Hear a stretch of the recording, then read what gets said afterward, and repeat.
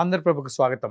West Bengal అక్కడ ఇంతవరకు ఉన్నటువంటి టీఎంసీ ప్రభుత్వం పోయి బీజేపీ ప్రభుత్వం సువేందు అధికారి వారి యొక్క ప్రభుత్వాన్ని స్థాపించారు. అయితే ఇప్పుడు ఈ మమతా బెనర్జీ గారు ఎవరైతే ఉన్నప్పుడు ఆర్మీకి స్థలం ఇవ్వలేదు అనేటువంటి వార్తలు మనం అన్ని విన్నాం.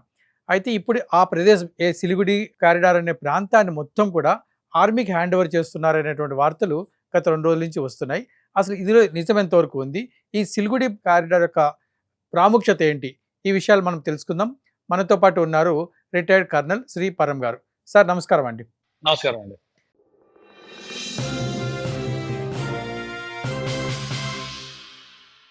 సార్ ఈ బెంగాల్ ప్రభుత్వం మారిన తర్వాత ఇప్పుడు ఈ పరిస్థితి ఏమిటి సార్? ఒకప్పుడు ఆర్మీకి స్థలం ఇవ్వలేదనేటువంటి వార్తలు వచ్చాయి. ఇప్పుడు ఈ మొత్తం ఆ ప్రాంతాన్నే ఆర్మీకి అప్పచెప్పారనేటువంటి వార్తలు వస్తున్నాయి. సో దీంట్లో నిజం ఎంత?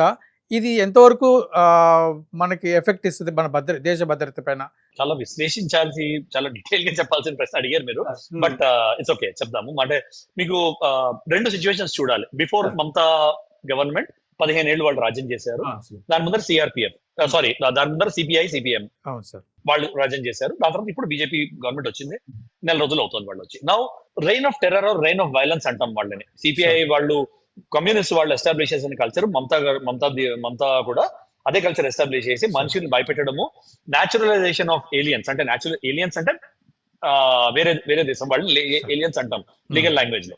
Naturalisation of Bangladeshi Muslims and Rohingyas వాళ్ళని ఆటోమేటిక్ గా తీసుకొచ్చి మీరు న్యాచురలైజ్ చేసి ఒక డిటరెన్స్ పెట్టారు మీ ఫోర్సెస్ కి. ఎందుకంటే మీ దేశం వాళ్ళు ఉంటే మీ బిఎస్ఎఫ్ కి, మీ సిఆర్పిఎఫ్ కి, మీ ఆర్మీకి ఇంటెలిజెన్స్ ఇస్తారు. బంగ్లాదేశ్ వాడు ఉంటే బంగ్లాదేశ్ కి అగేన్స్ట్ గా ఎందుకు ఇస్తాడు? 10 మందిలో 9 మంది ఎవడో ఒకడు పైసల కోసం ఆశపడి వాడిస్తాడు. సో ఆవిడ ఏం చేసిందంటే ఎలక్షన్ గెలవడానికి బై హుక్ ఆర్ క్రూక్ అంటారు, ఈ మెకానిజం యూజ్ చేశారు. ఎందుకంటే హిందువులు ఆవిడకి ఓటేరని తెలిసిపోయింది 2 ఎలక్షన్ దగ్గర. మీరు చూసారంటే 2014 లో వాళ్ళకి 0 సీట్లు వచ్చాయి బీజేపీకి. 2016 లో 3 సీట్లు వచ్చాయి. 21 లో 77 సీట్లు వచ్చాయి. ఇప్పుడు 207 సీట్లు వచ్చాయి. గ్రోత్ చూడండి. అంటే ఏం జరిగిందంటే అక్కడ, అంటే చిన్న లైన్ పొలిటికల్ దీని గురించి చెప్పాలంటే, హిందూ ఓట్ కన్సాలిడేషన్ జరిగింది. ఎందుకు జరిగింది? ఎందుకంటే Bengalis are very passionate about Durga Puja పండాలను చేయనీయలేదు. దుర్గా పూజ పండాల్లో మీరు నమాజ్ చదివించిన వాళ్ళని ఏం చేయలేదు. దుర్గా పూజ పండాలను డిస్ట్రాయ్ చేసిన వాళ్ళని ఏం చేయలేదు. వినాయక చవితిలో రాళ్ళు ఇసిన వాళ్ళని ఏం చేయలేదు. బంగ్లాదేశీస్ ని, రోహింగ్యా క్రిమినల్స్ ని తీసుకొచ్చి న్యాచురలైజ్ చేసి బోర్డర్ టౌన్స్ లో పెట్టి ఎక్కడైతే మీరు సీట్లు గెలవాలో అక్కడ వాళ్ళు న్యాచురలైజ్ చేసి వాళ్ళకి ఓటు హక్కులు ఇచ్చారు. అది గవర్నమెంట్ ప్రాబ్లము. ఆధార్ కార్డు అన్నారు. అంటే ఒక క్లియర్ విషయం మీరు చూడాల్సింది ఏంటంటే, ఆధార్ కార్డు ఎవరిస్తారు? ఆధార్ కార్డు మీకు టౌన్ లో కానీ మీరు ఊర్లో చూసారంటే, విలేజెస్ లో చూసారంటే, ఫస్ట్ నేను ఒక విలేజ్ లో ఉన్నాను, కుగ్రామంలో ఉన్నాను అంటే నేను ఆ విలేజ్ పట్వారీ దగ్గరికి వెళ్ళాలి. పట్వారీ దగ్గరికి వెళ్ళి నా డాక్యుమెంట్స్ ఇవి మీరు చెక్ చేయండి. చెక్ చేస్తే వాడు సర్టిఫికేట్ ఇస్తాడు. దాని తర్వాత ఆధార్కి వెళ్తుంది. పట్వారీకి లీగల్ యాంగిల్స్ తెలుసు. పట్వారీలు కొనుక్కున్నారు వీళ్ళు, వాళ్ళ గవర్నమెంట్ కాబట్టి సర్పంచ్లు పట్వారీలు కూడా వాళ్ళు ఫేక్ డాక్యుమెంట్స్ జనరేట్ చేయడం. ఆ ఫేక్ డాక్యుమెంట్స్ పెట్టి ఆధార్కి వెళ్తే ఫేక్ డాక్యుమెంట్ ఉంది, వేరే పేరు ఉంది, మీ పేరు పరమని కనిపిస్తుంది, మీ ఐడెంటిటీ పరమని కనిపిస్తుంది, 20 ఏళ్ల నుంచి మీరు బంగాల్లో ఉంటున్నారని కనిపిస్తుంది, మీకు పరమని ఆధార్ కార్డు ఇస్తుంది సెంట్రల్ గవర్నమెంట్. ఎలా చెక్ చేస్తుంది? ఎందుకంటే మీరు రికార్డ్స్ పార్ట్స్ చేశారు కాబట్టి. సో అదే ఒక పెద్ద అబద్ధం మమతా గారు కుకప్ చేసి చెప్పారు. సెంట్రల్ గవర్నమెంట్ ఇస్తుంది కదా ఆధార్, నా ఇన్వాల్వ్మెంట్ ఏం లేదని.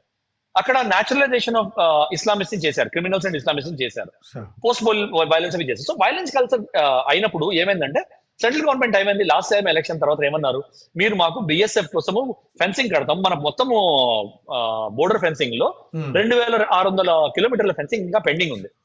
దానిలో 80% బెంగాల్లోనే పెండింగ్ ఉంది. ఎందుకు పెండింగ్ ఉంది? ఎందుకంటే బెంగాల్ వాళ్ళు ఈ లీగల్, ఆ లీగల్, ఈ ఇష్యూ, ఆ ఇష్యూ అని బిఎస్ఎఫ్ కి ల్యాండ్ ఇవ్వట్లేదు, గవర్నమెంట్ కి ల్యాండ్ హ్యాండ్ ఓవర్ చేయట్లేదు, హోమ్ మినిస్ట్రీకి ల్యాండ్ హ్యాండ్ ఓవర్ చేయట్లేదు ఫెన్సింగ్ కోసం అని. ఆవిడ 6 ఏళ్లు స్టాల్ చేశారు ఈ ప్రాజెక్ట్ ని. So how criminal it is. మీ దేశ భద్రతని మీరు 6 ఏళ్లు విదేశీయుల కోసం, మీ పవర్ కోసం మీరు అమ్మేశారు. సో అది చేయడం వల్ల ఏమైందంటే, ఇప్పుడు శువేందు అధికారి గారు ఆయన పోల్ దీనిలో ఏమన్నారు, ఆయన ఎజెండాలో కూడా ఏమన్నారు, వాళ్ళ ఇవి ఇస్తారు కదా, వాళ్ళ ఏమంటారు వాటిని, పోల్ మేనిఫెస్టో ఇస్తారు కదా, దానిలో కూడా ఏమన్నారు, ఫస్ట్ నేను ల్యాండ్ హ్యాండ్ ఓవర్ చేస్తాను, న్యాచురలైజ్ అయిన ఇల్లీగల్ ఇమిగ్రెంట్స్ వెనక్కి పంపిస్తాను అన్నాడు. సో రాగానే ఏం చేశాడు, 120 ఎకరాల ల్యాండ్ ఏదైతే డిస్ప్యూట్ లేదో అది హ్యాండ్ ఓవర్ చేశాడు. మీరు తీసుకోండి, ముందర దీనిలో స్టార్ట్ చేయండి, మిగతా ఏమైనా కావాలంటే చెప్పండి, నేను ఇస్తాను మీకు, ఐ విల్ ఫెసిలిటేట్ అన్నాడు. సో ఏమవుతుందంటే, మోదీ గారు వీళ్ళందరూ అంటారు డబుల్ ఇంజన్ సర్కార్ అని. అంటే ముందర మమతాది గారు డబుల్ ఇంజన్ సర్కారే. అక్కడ టీఎంసీ గవర్నమెంట్ ఉండేది, బంగ్లాదేశ్ గవర్నమెంట్, అది డబుల్ ఇంజన్ అక్కడ. సో వాళ్ళు బంగ్లాదేశ్ గవర్నమెంట్ కోసం పనిచేసేవారు. ఇక్కడ ఇప్పుడు ఏమైందంటే సువేందు అధికారి గారు ఇప్పుడు ఇండియన్ గవర్నమెంట్ కోసం పనిచేస్తున్నారు. అదే చేంజ్. సో ఏమవుతుందంటే వాళ్ళు హ్యాండ్ ఓవర్ చేశారు. హ్యాండ్ ఓవర్ చేస్తే ఏమవుతుంది, మీకు సిలిగురి కారిడార్ మీరు చూసారంటే చికెన్ స్నాక్ ఏదైతే ఉందో అది జస్ట్ 20-22 కిలోమీటర్స్ విడ్త్ ఉన్న కారిడార్ అది. అండ్ ఆ కారిడార్ ఎక్కడి నుంచి అయితే మీరు వెళ్తారో దానికి నార్త్ లో మీకు మేఘాలయ ఉంది, సౌత్ లో మీకు 7 సిస్టర్స్ ఉన్నాయి. వాటిల్ని కలిపేది, ఆ 7 సిస్టర్స్ ని కలిపే కారిడార్ అది. 95% of the business in and out of though 7 sisters in Meghalaya go through the Siliguri corridor అండి. 95%. అంటే మీరు ఆ కారిడార్ మూసేశారంటే ఆ స్టేట్స్ అన్ని నాశనం అయిపోతాయి. సో అండ్ ఆ స్టేట్స్ లో ఎంతమంది ఉన్నారు, మీరు ఆ స్టేట్స్ లో 4 కోట్ల మంది కన్నా ఎక్కువ ఉన్నారు. నెంబర్ 1. నెంబర్ 2, 2070 లక్షల చదరక 2070 వేల చదరపు కిలోమీటర్ల ల్యాండ్ ఉంది. అది మీకు ఇండియా నుంచి మెయిన్ ల్యాండ్ నుంచి కట్ ఆఫ్ అయిపోతుంది. మీరు షర్జీల్ ఇమామ్ అన్న కమెంట్ కి మీరు గుర్తు చేసుకోవచ్చు. మన ముస్లిమ్స్ పని ఇది, మనం వెళ్ళి చికెన్ సెక్ని కట్ చేసేస్తాము, ఇండియా నాశనం అయిపోతుంది అన్నాడు. బంగ్లాదేశ్ ఇవి deep state, Bangladesh, Pakistan encouragement లేకుండా ఎట్లా మాట్లాడతాడు అతను? ఇట్లాంటి వాళ్ళు వచ్చి నోటిఫికేషన్ పెగులుతున్నప్పుడు ఏం చేయాలంటే కొంచెం లాస్ ఉండాలి. ఇజ్రాయల్ ఉన్నట్టు కాల్చి పడేయాలి, సింపుల్ గా కాల్చి పడేసి శవాన్ని సముద్రంలో మాయం చేసేయాలి. ఒసామా లాంటి లాంటి వాడు వాడిని ఎందుకు బతికి మనం సరే I know we are legal country, democratic country, we don't want to do it. అది ఇప్పుడు మోదీ గారు, షా గారు చేశారంటే మళ్ళీ టెర్రరైజ్ చేస్తున్నారు, డెమోక్రసీ లేదు, రైట్స్ లేవని అంటారు. కాబట్టి I understand their compulsion, but as a citizen నాకు బాధ అనిపిస్తుంది, యాజ్ అ సోల్జర్ నాకు బాధ అనిపిస్తుంది. ఎందుకంటే ఇలాంటి వెధవలే రేపు పొద్దున మళ్ళీ పుల్వామా లాంటి అటాక్లు అవుతాయి, మాలాంటి సోల్జర్స్ చచ్చిపోతారు. దేశాన్ని సేవ చేస్తూ నేను ఎందుకు చావాలండి? వాడు ఇంకోటి దేశ పౌరుడు చేసిన వెధవ పనికి, దేశాన్ని నమ్మేసిన వెధవ పనికి. బట్ డిఫెన్స్ వాళ్ళు పోతున్నారు కదా, సిఆర్పిఎఫ్ అయినా, బిఎస్ఎఫ్ అయినా, ఆర్మీ అయినా చనిపోతున్నారు ప్రతిరోజు దేశ సేవలో. మీరు సేవనండి అనేవాళ్ళు అనొచ్చు, వాళ్ళకి శాలరీ దొరుకుతుందని. సరే నా శాలరీ మీకు ఇస్తాను, వచ్చి చేయండి, వచ్చి చేయండి. నేను చేసినట్టు లైన్ ఆఫ్ కంట్రోల్ లో నేను జమ్మూ కాశ్మీర్ లో 6 ఏళ్ళు చేశానండి కంటిన్యూస్ గా, 97 నుంచి 203 దాకా. కార్గిల్ వార్ లో కూడా ఉన్నాను. యాంటీ టెర్రరిజం ఆపరేషన్స్ 2.5 ఏళ్ళు చేశాను నేను. మధ్యలో పరాక్రమం అయినప్పుడు మాకు సెలవులు దొరకలేదు. నేను 6 ఏళ్ళు ఉన్నట్టు మీరు 6 రోజులు చేయండి, ఒప్పుకుంటాం. పోనీ ఈ మాటలు అనేవాళ్ళు, వాళ్ళకి శాలరీ ఇస్తున్నాము చనిపోవడానికి అంటున్నారు. శాలరీ నీకు ఇస్తాను, నా శాలరీ వెళ్ళి చేయి. నాలాంటి సోల్జర్స్ నాకు 23 ఏళ్ళు ఉన్నప్పుడు ఒకసారి, 22 ఏళ్ళు ఉన్నప్పుడు ఒకసారి, 24 ఏళ్ళు ఉన్నప్పుడు ఒకసారి, 2 సార్లు నేను బ్యాటిల్ క్యాజువాలిటీ అయ్యాను. నాకు పెళ్ళయ్యా కన్నా ముందర నాకు బ్యాక్ ప్రాబ్లం స్టార్ట్ అయింది. 24 గంటలు ఇవాళకి కూడా నేను బ్యాక్ ప్రాబ్లం తో బతుకుతున్నానండి. నా యూత్ అంతా పోయినట్టే కదా. అంటే నా గురించి గొప్పలు చెప్పట్లేదు నేను. ఇలాంటి సోల్జర్స్ చేతులు లేక, కాళ్ళు లేక, కళ్ళు లేక, చెవులు లేక ఎంతమంది ఉన్నారండి సోల్జర్స్? వాళ్ళని ఎవరైనా అడుగుతున్నారా? ఇలాంటి దేశ ద్రోహుల వల్లే అండి. సో పాయింట్ ఏంటంటే ఆ 270,000 చదరపు కిలోమీటర్ని నార్త్ ఈస్ట్ 7 సిస్టర్స్ ని, 8 స్టేట్స్ ని, 3 దేశాల బోర్డర్ ఉంది. మీకు టిబెటియన్ బోర్డర్ ఉంది అక్కడ, మీకు బంగ్లాదేశ్ బోర్డర్ ఉంది, నేపాల్ బోర్డర్ ఉంది. మోస్ట్ ఇంపార్టెంట్ ఏంటంటే చుంబి వ్యాలీ అని టిబెట్ లో ఉంది. అక్కడ చైనీస్ ఆర్మీ ప్రెసెన్స్ ఉంది. చుంబి వ్యాలీ నుంచి సిలిగురి చికెన్ స్నాక్ కారిడార్ ఎంతో దూరం కాదు. సో మీరు అంటే మీకు ఏం చెప్తున్నా, సిలిగురి కారిడార్ ఎంత స్ట్రాటజిక్ గా ఇంపార్టెంట్ చెప్తున్నాను నేను మీకు. ఇంపార్టెన్స్ చుంబి వ్యాలీ ఉంది అక్కడ నార్త్ లో, టిబెట్ ది. సౌత్ లో మీకు ఏంటి, చైనా, మయన్మార్, ఇంకా బంగ్లాదేశ్ వాళ్ళ కోఆపరేషన్ పెంచేశారు. సో దానిలో లాల్ మొనీర్ హాట్ అని బంగ్లాదేశ్ లో ఒక ఎయిర్ బేస్ ఉందండి. అది 1901లోనో 1931లోనో కట్టారు. అది కట్టినప్పుడు దాని మెయిన్ యూజ్ ఏంటి, ఈ సెకండ్ వరల్డ్ వార్ లో యూజ్ చేశారు బ్రిటిష్ ట్రూప్స్, దాని తర్వాత జపనీస్ ట్రూప్స్ వాళ్ళు యూజ్ చేశారు. దాని తర్వాత అది అన్యాక్టివ్ ఉండేది, దాన్ని మళ్ళీ వాళ్ళు రియాక్టివేట్ చేస్తున్నారు. నా లాల్ మొనీర్ హాట్ క్రిటికాలిటీ ఏంటి, చికెన్ స్నాక్ నుంచి ఎంతసేపు అది 135 కిలోమీటర్లు. అంటే లాల్ మొనీర్ హాట్ ఎయిర్ బేస్ నుంచి మీది ఒక ఫైటర్ జెట్, చైనీస్ కానీ, బంగ్లాదేశ్ కానీ, ఏదో ఒక ఫైటర్ జెట్ 1 మ్యాక్ స్పీడ్ ఉన్నా కూడా 130 కిలోమీటర్ల డిస్టెన్స్ లో వాళ్ళు టేక్ ఆఫ్ చేశారంటే మీకు 2-3 నిమిషాల రియాక్షన్ టైం కూడా లేదు. చికెన్ స్నాక్ లో వచ్చి బాంబ్ చేసి వాళ్ళు వెళ్ళిపోతారు, మీరు రియాక్ట్ కూడా చేయలేరు. That is a criticality. And Lalmonirhat air base వాళ్ళు యాక్టివేట్ చేసి వాళ్ళు చైనాతో కోఆపరేట్ చేద్దామని చూస్తారు బంగ్లాదేశ్ వాళ్ళు. స్పెషల్లీ మొహమ్మద్ యూనిస్ జోకర్ కూడా వచ్చాడు వాళ్ళ గవర్నమెంట్ కోసం అని, ఒక ఏడాది చేశాడు. ఆల్మోస్ట్ యాంటీ ఇండియా యాక్టివిటీస్ అని చేశాడు ఆయన, సిఐఏ ఫండింగ్ తో వచ్చిన వాడు. సో ఇలాంటి యాక్టివిటీస్ అని చేస్తారు. సో సిలిగురి కారిడార్ ప్రామినెన్స్ మనకి చాలా ఎక్కువ అండి. ఇండియా కట్ ఆఫ్ అయిపోయిందంటే 2,70,000 కిలోమీటర్లు కట్ ఆఫ్ అయిపోతుంది. 4 కోట్ల ఇండియన్ పాపులేషన్, ఇండియా దేశంతో ఉన్న పాపులేషన్ కట్ ఆఫ్ అవుతుందండి. So Siliguri corridor is very very important అండి. సార్ ఇప్పుడు ఈ కొత్త ఈ సువేంద్ర అధికారి ప్రభుత్వం వచ్చిన తర్వాత ఇప్పుడు ఆర్మీ హ్యాండ్ ఓవర్ చేసుకున్న తర్వాత అక్కడ అండర్ గ్రౌండ్ వే ఒకటి క్రియేట్ చేస్తున్నారని, రైల్వే ట్రాక్స్ వేస్తున్నారని చెప్పి వస్తున్నాయి సార్. అసలు ఇప్పుడు ఏం చేయబోతుంది అక్కడ దీన్ని కాపాడడానికి, సిలిగుడి కారిడార్ని కాపాడడానికి? 2-3 విషయాలు ఉన్నాయండి. You're right. అంటే అది ఎప్పటి నుంచో ఉన్న ప్రపోజల్ అది. Under ground tunnel. ఇప్పుడు మీరు ఎక్కడ జోంగ్నాన్ షాన్ ప్రావిన్స్ క్విన్లింగ్ మౌంటైన్స్ లో చైనాలో చూసారంటే వాళ్ళు ఇలాంటివే మౌంటైన్స్ నుంచి వెళ్ళకర్ లేకుండా అండర్ గ్రౌండ్ 18.2 కిలోమీటర్స్ టన్నెల్ కట్టారు. అది మీకు వర్షం పడినా ఎండ వచ్చినా ఏమైనా కూడా ఆ టన్నెల్ విల్ బి యాక్టివ్. ఆ మౌంటైన్స్ నుంచి మీకు వెళ్ళే డిపెండెన్సీనే లేదు. ఫేర్ వెదర్ ట్రాక్ అవన్నీ ఏముండదు, ఎప్పుడైనా వెళ్ళొచ్చు. అది చలిలో, మంచులో, వర్షంలో, ఎండలో ఎప్పుడైనా వెళ్ళొచ్చు. సిమిలర్లీ మీకు యమాతే టన్నెల్ అని జపాన్ లో కట్టారు. అది కూడా 18 కిలోమీటర్ల టన్నెల్. అది సిమిలర్ ఆల్ వెదర్ టన్నెల్. 365 రోజులు ఆ టన్నెల్ ఉంటుంది. దాన్ని అటాక్ చేయాలంటే అండర్ గ్రౌండ్. ఎలా అటాక్ చేస్తారు మీరు? అలాంటి టన్నెల్ కన్సిడరేషన్ లో ఉంది సిలిగుడి కారిడార్ లో మనకి. Now that you have a double engine సర్కార్, ల్యాండ్ అక్విజిషన్ కావాలి మీకు. ల్యాండ్ అక్విజిషన్ లీగల్ హర్డిల్స్ తీయడం కావాలి. దానికి టైం పడుతుంది. ల్యాండ్ అక్విజిషన్ లో మీరు హైవేస్ లోనే చూస్తారు ఎంత టైం పడుతుందో. ఒక్క ల్యాండ్ ఓనర్ ఇవ్వనంటే మీకు అది లీగల్ హర్డిల్ లోకి వెళ్ళిపోతుంది. సో అది చేస్తున్నారు. బట్ అది కాకుండా స్ట్రాటజిక్ గా కూడా మీకు 2-3 ఆప్షన్స్ వేరే కూడా ఉన్నాయి మీకు. అంటే ఒకటి under ground tunnel for road, under ground tunnel from India's land. ఆ సిలిగుడి కారిడార్ నుంచే under ground railway for India ఒకటి చేయొచ్చు.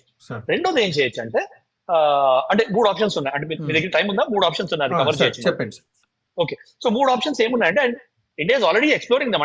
ఇండియా ఎక్స్ప్లోర్ చేయట్లేదని కాదు. ఒకటి ఏంటంటే త్రూ బంగ్లాదేశ్ హిలీ మహేందర్ గంజ్ అని ఒక కారిడార్ ఉంది. మీరు హిలీ మహేందర్ గంజ్ అంటే బంగ్లాదేశ్ కి వెస్టర్న్ బోర్డర్, ఈస్టర్న్ బోర్డర్ లో ఉన్న ఇండియన్ ల్యాండ్స్. అవి ఇండియన్ ఏరియాస్. అవి లాస్ట్ బంగ్లాదేశ్ ఉన్న బోర్డర్స్. అవి వెస్ట్ బెంగాల్ నుంచి ఇటువైపు మీకు మిజోరాం లో ఉన్న బోర్డర్స్. అవి Hili Mahendraganj. So Hili Mahendraganj corridor మీరు బంగ్లాదేశ్ బోర్డర్ పట్టుకుని మీరు వెళ్ళారంటే బై రోడ్ 600 కిలోమీటర్లు ఉంటుందండి ఆల్మోస్ట్. దాన్ని హిలీ మహేందర్ గంజ్ నుంచి స్ట్రైట్ రోడ్ ఒకటి వేసి బంగ్లాదేశ్ తోటి ఫండ్ చేసి ఒక హైవే వేస్తే, ఒక నేషనల్ హైవే లాంటి హైవే మనము టెక్నాలజీ ఇచ్చి మనం ఫండ్ చేసామంటే బంగ్లాదేశ్ కి ఏం చెప్పొచ్చు అంటే మీకు మేము రెవెన్యూ ఇస్తాం మా పాస్ త్రూ కోసం.